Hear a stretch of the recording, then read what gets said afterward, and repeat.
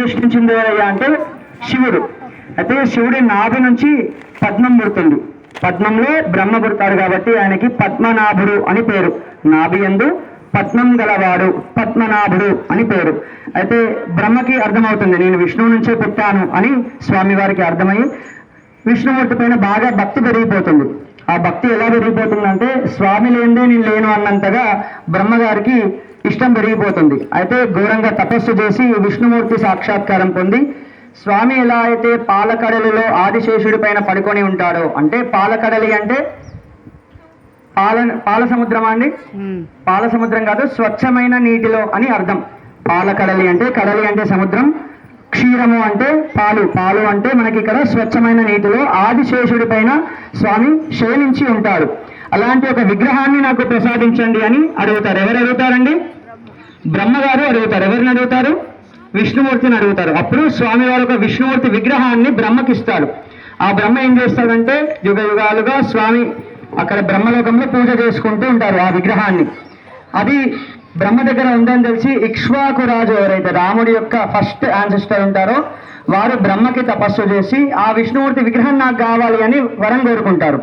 వరం అంటే ఖచ్చితంగా ఇవ్వాలి కదా, మరి స్వామి వరం కోరికినప్పుడు ప్రత్యక్షమైనప్పుడు ఖచ్చితంగా వరం ఇచ్చి తీరాలి. ఆ విగ్రహాన్ని ఏం చేస్తారంటే ఇక్ష్వాకు రాజుల వారికి ఇస్తే అది రాముడి వరకు తరతరాలుగా వస్తూ ఉంటుంది.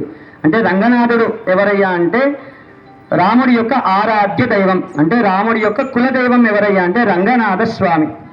అక్కడ రాముడి వరకు ఆ విగ్రహం వస్తుంది. రావణ సంహారం జరుగుతుంది.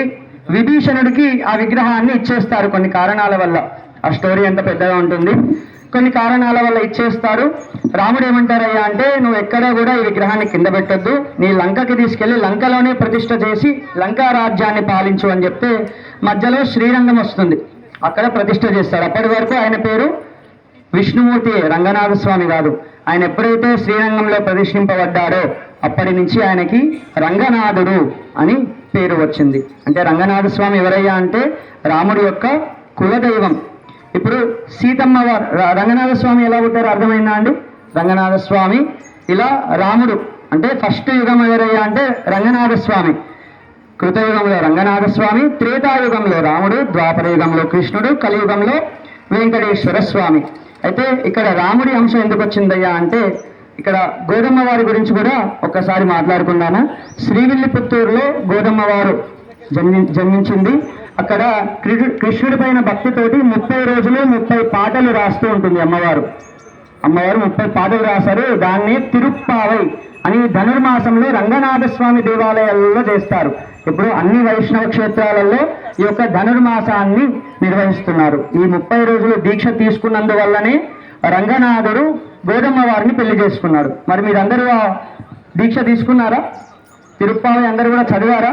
అసలు తిరుప్పావై ఏంటో తెలుసా అండి ఎవరికైనా? మరి డైరెక్ట్గా గోదారంగనాథ కళ్యాణం చేయించడానికి వచ్చారు.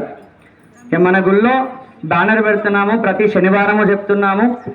గోదారంగనాథ స్వామి ధనుర్మాసంలో భాగంగా ప్రతిరోజు ఉదయం 6 గంటలకి 30 రోజుల పాటు అంటే 28 రోజుల పాటు మనకి ధనుర్మాస కార్యక్రమం నిర్వహించుకున్నాము.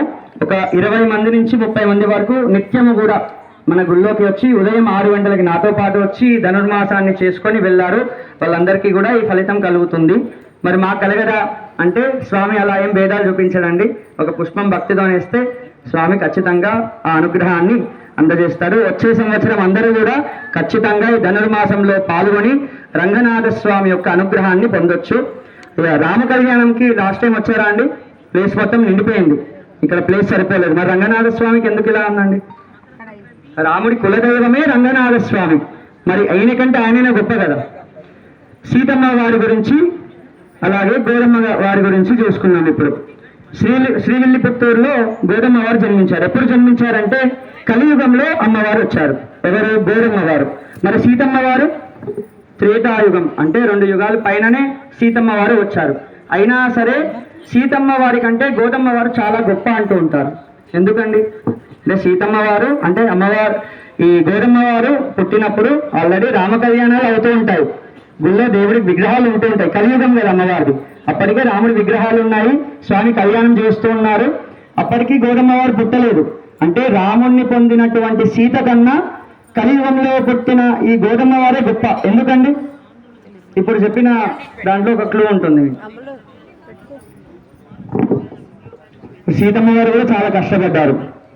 పుట్టిగానే ఏం పెళ్లి చేసుకోలేదు రాముల వారు. విష్ణుమూర్తి అంత ఈజీగా ఏమీ కనకరించాడు. అయితే మనకి ఏంటిదంటే రాముడి కులదైవం ఎవరండి? రంగనాథ స్వామి. అయితే రంగనాథ స్వామి ఇక్కడ కళ్యాణం జరుగుతుంది అంటే రాముల వారు వస్తారా అండి? ఎవరెవరితో వస్తారు? సీతమ్మ గారితో వస్తారు. అంటే ఇప్పుడు పక్కన ఎవరున్నారు? గోదమ్మ వారు ఉన్నారు. అంటే రంగనాథ స్వామిని చేరుకున్న గోదమ్మ వారితో పాటు ఇప్పుడు కులదైవం కాబట్టి మనం దేవుడి దగ్గరికి వెళ్ళినప్పుడల్లా స్వామి పాదాలు చూసి స్వామిని నమస్కారం చేసుకుంటూ ఉంటాము. అట్లా సీతారాములు స్వామి వారి దగ్గరికి వచ్చి గోదమ్మ వారి పాదాలు కూడా చూస్తేనే రంగనాథ స్వామి అనుగ్రహం కలుగుతుంది కదా.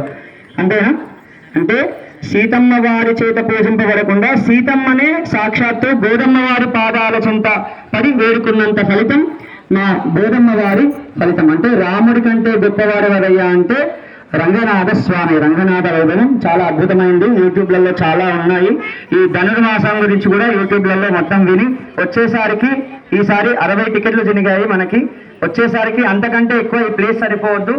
గవర్నమెంట్ దిగి మొత్తం ఈ ప్లేస్ కూల్చేసి మళ్ళీ మొత్తం కొత్తగా ఏర్పాటు చేసేంత పెద్దగా ముందు ఈ దేవాలయం కూడా అభివృద్ధి చెందాలని మనస్ఫూర్తిగా కోరుకుంటున్నాను. ఇప్పుడు కళ్యాణ తంతులో భాగంగా జీలకర్ర బెల్లాన్ని స్వామివారికి నివేదన చేస్తాము, తలపైన పెడతాము. అథా సజీర గుణం నిక్షిప్య